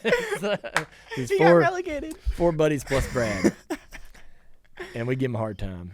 Oh, that's good. We've got the racing group too that gets interesting. Oh yeah, there's one called Talking Racing. Those guys are gonna love that they got a shout out. Their group got mentioned. Yeah, but that's all that's in there. There's a lot of talking, just and getting racing stuff talking. out. Yeah. I want to know what the It YouTube is. chat. I want to hear some Do you crazy mute? group chat names. Do you mute your the chats though, or do you leave them to I- get notifications? I never mute my notifications. You're Every nuts. text you get, Comes- dings you. Yeah. Oh, that would drive me Well, I'm on crazy. silent, but I see it. I get the icon and I respond. You do respond in a timely manner. I hate people that don't respond to text messages when know. they've looked at it and they've got a minute to respond, and I'm aware of that. Yeah. It's really rude. That's why I don't have my read receipts on. I don't have my read receipts. I used to do read receipts. We talked about this. I do. I do it with Amy. That's fair. I do read receipts with one certain person, but it's I learned a lot about. We had our fantasy football dinner last week, and I learned that when you will just block people. I instead did. of- So Wait, what? so a friend of mine annoyed the hell out of me, and I blocked him for like Hell yeah. couple weeks. A couple of weeks? Yeah, That's a long time Amy to be told on me- the outside. I Was finally- that Brad? I finally Was that Brad who did it? finally unblocked him. Amy said I was being petty. I just needed If you to knew, you take a wouldn't be break. surprised. Yeah, I'm like, man, I'm just gonna take a break. But did Did they know they were blocked? No, Oh. no, they just thought you weren't? Did they send text message that you didn't get? don't know. So Yeah, someone I in the think YouTube it doesn't say chat. delivered. Sounds petty, doesn't it? It does. Certainly does. Yes. Yeah. Hulk XJ wants to know, okay, so if you have every notification on, how many unread texts do you have at really any given time? Only one. I know we've talked about this before in the I've show. got but- one unread text from Cletus, and That's I it? just read it. Oh, Yeah. wow. So I thought you were gonna have a high number. no. That makes me feel good. Well, how many do you guys have? Like, what's your badge say on your text messages right now? I'm at 37, TJ. Dang. Holy What in the world? smokes. Yeah, but man, you get caught up. See, here's the thing: Wow. you get caught up in a group chat, and like you open and close one group chat, and then you're down to like one text. How many? You know what I mean? All right. Not. I'm bad at responding to text though. I need to know this. So not total text messages. Not how many text messages you have, but how many different groups since this morning. So if I look at mine, I got Travis, Coin Boys, Mike Davis and Tiff, Caden Quapple, Cletus, and the 4 buddies plus Brad. So 1, 2, 3, 4, 5, 6. I've gotten 6 this morning since yesterday. How many of y'all got? 9, See, I don't 9 get or 10. I different. assumed you got more. No, I don't get that many texts. I don't get many emails either. Which I've worked hard to keep Oh my my emails. gosh. slim. Oh, my That's an inbox impossible is my task. inbox has gone to hell. It's I've- 10,494. Yeah, Amy's got like Holy 4,000 or smokes. something. Ugh. So But it's all Every the time I junk unsubscribe, I get emails. more. I know. When I get a junk email, I either unsubscribe I've tried doing or that. I block. I have. I mean, I do something every occurrence to make sure that it doesn't keep happening. They make it tough to unsubscribe. That's a dedicated effort on your part. Hey, it's how I keep it down to like maybe 10 emails a day. I'm impressed. Yeah, that is. I thought you- I impressive. can't have that clutter, man. That drives me crazy. It's rampant for me. Yeah. There's no cleaning I it can't up. do it. No, I couldn't do it. And I've got Andrew, you 7 just need to start emails. a new email. I've got it's not just one email account. I've got like 7 different email accounts. And That's a lot. That's actually, more than I have. That's actually the smart thing to do because you use certain email accounts for certain. Yeah. Like I have actually one smart email to do. account that I use to like subscribe or buy something or the one that I'll Yeah. Smart. the one Just that I'll the put out there, throwaway. right? Yeah. Yeah. And then I've got one for iRacing as a employee for them, and I've got the one for here, and yes, I mean it adds up. That makes sense. But I still even with all of those, I don't get but about 10, 15 a day. That's good though. Like I wish I had that. Work on it. You Yeah, can. I will. You can have that. Oh. You If I- too. Oh, Cletus is in the group. Oh, He's in the YouTube chat. How many burnouts should I do a week to keep the doctor away? That's what he said. I think it's at least one a day. Instead of an Yeah. apple a day. Yeah. I think whatever the number is of the day. So if it's what's today's date, the Yeah. 25th, he should do 25. Okay. I've not done enough burnouts apparently. Or So maybe I've got- just go yeah, like because I have come down with the fever. Yeah, you need to I get back skipped up the on burnout there. yesterday and it caught up with me. Yeah. All Y'all right. got the text messages about the tolls yet? What's that? The unpaid tolls? Have you got an unpaid Ooh. tolls text? Oh, I got that yesterday. What? you didn't click Scam. it, did you? No. Okay. I blocked it. Just making sure. I went to the number and I said, block this caller. Andrew, I heard that somebody Andrew paid it. fell we for need that. to tell him Andrew because paid it. Andrew would fall for it. I feel like such an idiot. Last week, I got a text from someone, and I was like, I was waiting to get a call from someone that I knew I did not have their number. So they texted me, and they're like, "Hey, is now a good time?" I'm like, "Oh, hey, is this X person?" And they're like, "No, this is like Irene." I'm like, "Who the hell is Irene?" Yeah. I got so and then I we're- gave them all my credit card information. what we're talking about is there's a toll road in North Carolina on Your 77, social. and there's a spam text message going around that you've got unpaid tolls payments, right? And people are falling for it. And I sent it to Kelly, and I said, "What do you think?" She goes, "Yeah, that's a scam. We have automatic payment."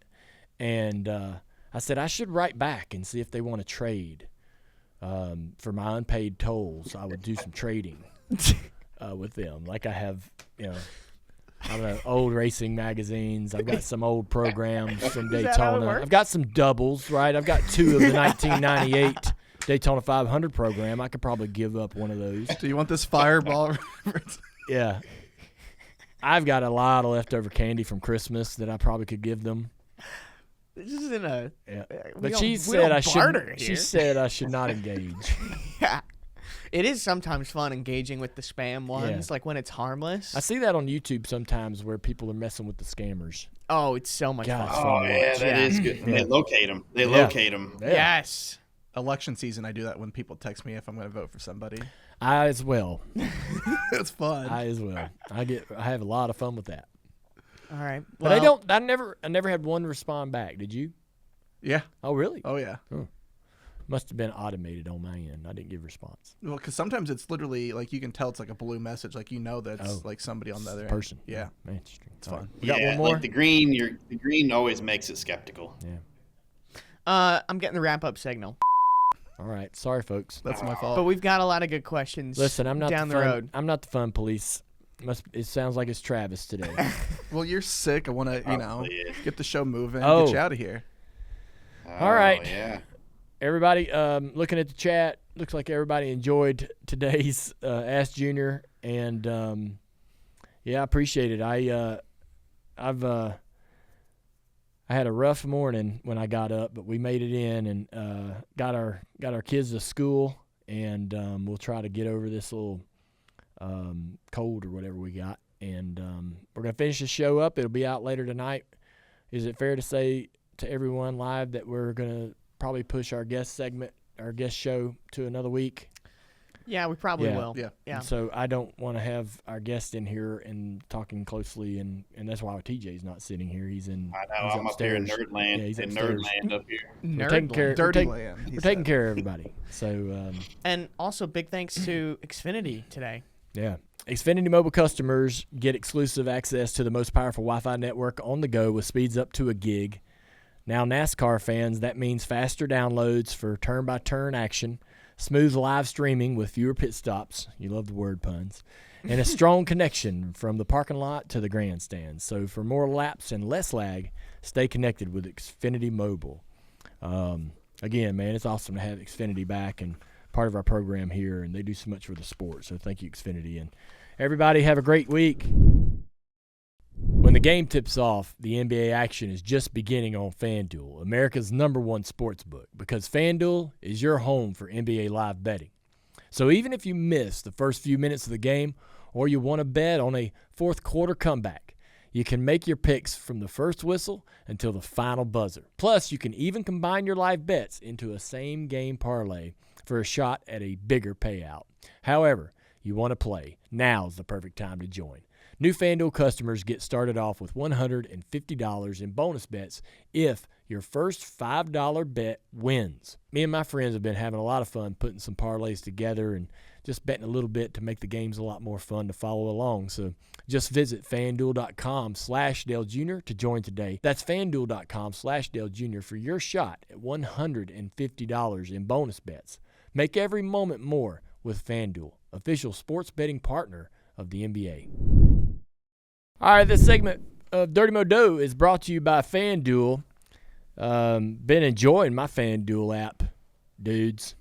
I've been sending y'all some of these bets I've been winning. You got one that hit for me. I did. Thank you. I got another one tonight. Do you want it? Yes, one. All right. I'm doing some parlays on college basketball, taking basically the best favorites and piling them up into 6 and 8 player or parlay legs, and I don't know, doubling my money. That's all that matters. I've enjoyed it. Hey, some of those gimmies or guarantees aren't always gimmies and guarantees. McNeese State. Jeez. I had one that way. They had a 15-point spread, and they lost. Tampa Tim's is here as always, but we are also joined by Russell, the professor. Russell, how's it going? Look at him. Look at this guy. Good, Dale. How are you? Dude, my man. I miss you, buddy. I miss you. We'll see you soon, though. I know. Hey, all right. It's been too long. Russell, the professor, most of y'all know, but he works in the booth for the races, Racing Insights, and gives us so much great information, makes us all look so smart. You love those one-liners, right? We have, and I'll tell you this. I mean, getting into broadcasting introduced me to a lot of people I probably would have never really met or spent much time with, and Russell is one of my favorite people that I've gotten to become friends with since becoming part of the broadcast teams. So looking forward to seeing him this summer, but it's great to have him on the show today. NASCAR's headed to Dakota this week, and we have a new layout, shorter course. For those who don't know, I gave you Russell's information, so we'll skip that. But Russell's also the brains behind all of the stats that NASCAR fans see and NASCAR has. And I guess, Russell, do you think, or should I call him the professor? I guess I can call him the professor. Whatever you want to call him. All right. Well, I'd like to call him Russell. But the changes that people are talking about, it's basically just shortening up the course, right? Yeah, it's just over a mile shorter. There's going to be 17 turns instead of 20 turns. And then we'll go extra laps. I think it's 27 extra laps from last year. Does any of that like steer you in any new direction in terms of who might do well this weekend? No, I don't think so, because you're still having the same turns overall. You're just, they created basically 2 new turns. Oh, really? But I think overall you have the 15 of the same turns, really. All right. TJ, for spotters, what does that do for you? Just makes your job easier, doesn't it? Honestly, easy job just got easier. You know when they go out of your sight for the 45 seconds or whatever, and then you're like, good, you got some time. Now I don't have. You got some time to eat your Crustable. I got some time. I got some time to count the lead changes like Russell did at Daytona. You got some time to text me and see what I'm doing. Yeah. Well, you worked hard last week, Dale. Do you remember a couple years ago, I don't know if Brad needs to know about that. You texted me during the races. I'm like, what are you doing? Remember I FaceTimed you the one time. He's let me see. He showed me he FaceTimed me so I could watch the restart into turn 1 at Coda. All right, Professor. You have the predictor model. When we're at the road courses, SVG is the first name that everybody says. Is he at the top of your model? He's actually third behind. Yeah. Your model's broke. The disrespect. All right. Well, who do you think's above him? Oh my gosh. Damn. Reddick? He's just below him. Larson and Chase Elliott are above him. Oh my gosh. All right. Larson's won 2 of the last 4 road course races. Yep. He's tied for the most in this next gen car. Chase Elliott has the most wins among active drivers. He's won at Coda. He's been so good in this car. and then SVG. SVG's only won one race. Yeah, Like, you're right. He's remember kind of, he kind of lost that like epic advantage he had at Chicago's been somewhat It's leveled out. normalized, leveled out. I mean, he's still a freaking SVG. Man, I don't know, man. I think so. Those three are in Tier 1 alone. Is that what I'm led to believe? Who are some of the other drivers that you like this weekend outside of those three? So I really like Ross Chastain. His average finish at COTA is 4th. He's won there. His worst finish there is 7th. Yep. I like Bell again. He's I was gonna say, C. Bell's been good. Yeah. He's been I think he's got 2 top 3s at COTA and coming off that win with momentum. And then, like you said, Reddick, he's won at COTA. He also has 3 wins in the next gen car and road courses. And then we have last year's winner, William Byron, has been really good on road courses lately too. Dang, And then So no Allmendinger. Did you not say AJ? Nope. He's a little further. at I think all, your huh? sleeper though is Chris Buescher, like a top 10 bet. Oh, I like that for a top 10 bet. The outright winners make me nervous because it's just you just named, almost over a half a dozen guys that could easily win. And so, is it maybe smarter to maybe bet that live mid race, the outright winner? I just don't know what your odds are going to be like. That's more of a Tim's question because that's going to be hard because when they start showing that dominance, I think we know pretty early who's going to be good. Yeah. And I just don't know how well the books are going to adjust for that. What will you do? What will you be doing there, Tim? Well, I actually think the books are really covering their ass on SVG and Connor Zilic making his first start because they're the top 2 favorites really across the board. So I think there's a lot of value pre-race with a lot of guys. I mean, the top 2 guys on the Professor's predictor are Larson. He's 11-1, which is like 6th best, and Elliott's 13-1 below him. So Wow. I think if they're top 2 on the Professor's list, those are 2 guys I'd target now pre-race. All right, there's your advice. Yeah. Yeah. Russell, where's Connor Zilic on the model? I knew this was coming. So he's got no starts in Cup. This will be his Cup debut.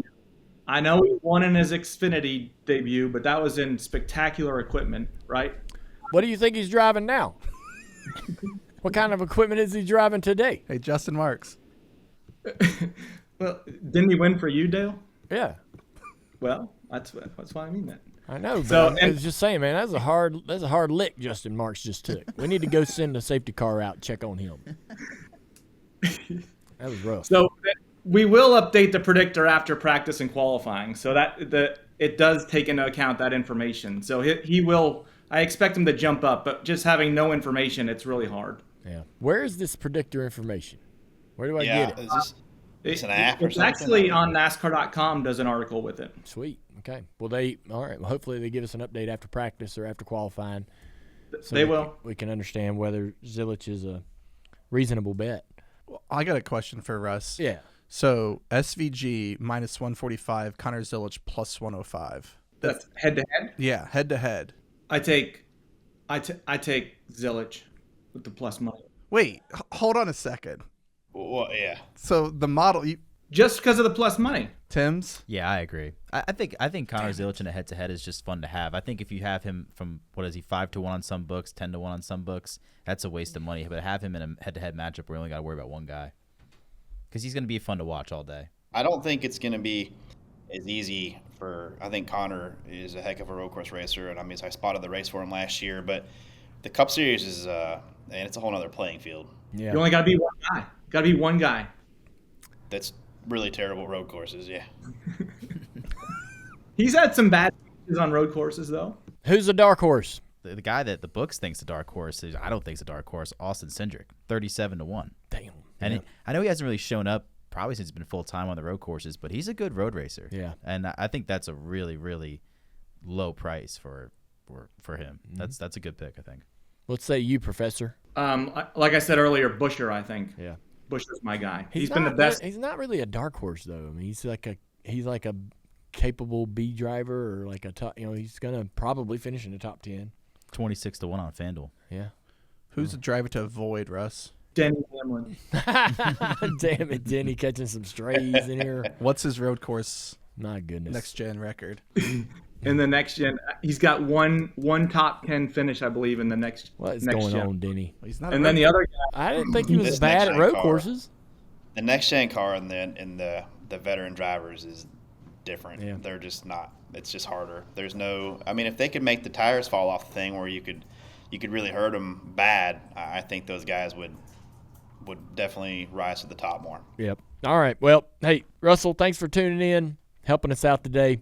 Tampa Tims, appreciate you showing up. The Dirty Modo segment is brought to you by FanDuel. Make every moment more with FanDuel, official sports betting partner of the NBA. We talked NASCAR today, which I can't bet, but me and the boys have been enjoying some NBA bets and telling on each other's bets as well. Time for the white flag.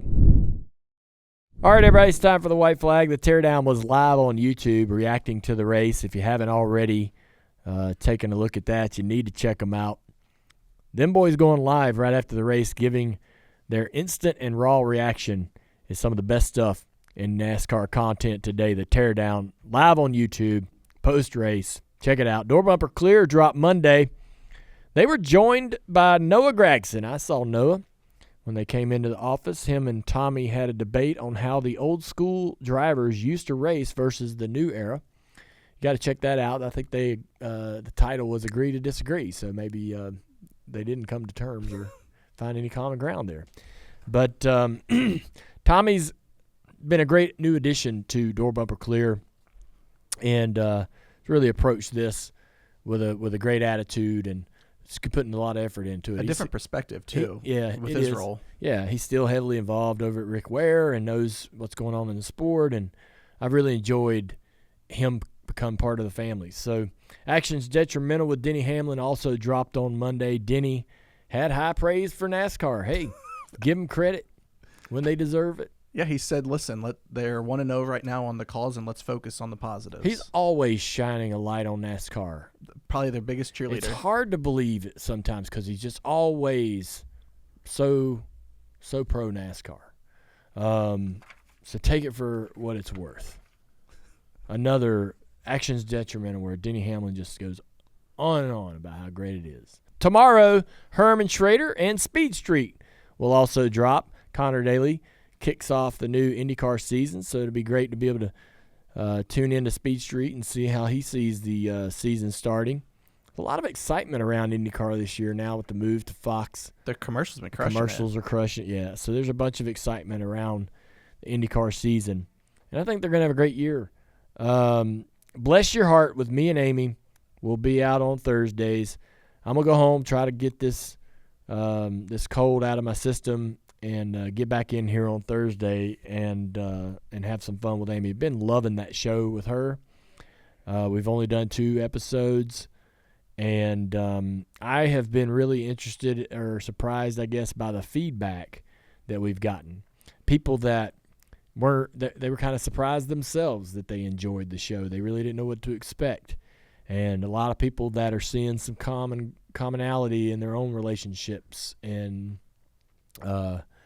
Yeah, that's what it's all about. I mean, it's our marriage is something we work really hard at, and we're very proud of the work we've done and how far we've came together, and so it's fun to have those conversations. It's a bit therapeutic. And these episodes, they're evergreen. They're not NASCAR dependent. They're not dated. Yeah, That's so true. if you haven't listened to them yet, you can go back and listen to the old episodes, and they're going to be fresh. I agree. We got a new YouTube page for Bless Your Heart. So if you're into subscribing to all of the Dirty Mo Media YouTube pages out there, make sure you go to Bless Your Heart. There's, I think last time I looked, we're at 3,500 or something like that. So don't be late to the bus.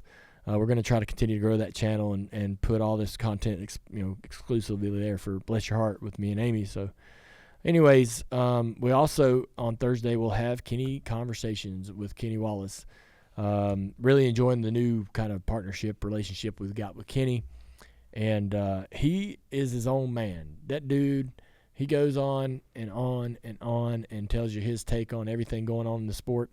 As soon as something happens, he's creating content around it. He's a hard worker. He does not have a filter. And he gets, like, breaking news, he is the first to act on it. You got to give him a lot of credit because he could be just, mailing it in, with the YouTube channel and so forth. But when something happens, he's on his phone talking about it, giving his perspective, his opinion, and he doesn't have much of a filter, and spares no one. But anyways, enjoying all that. Thank you for tuning in today.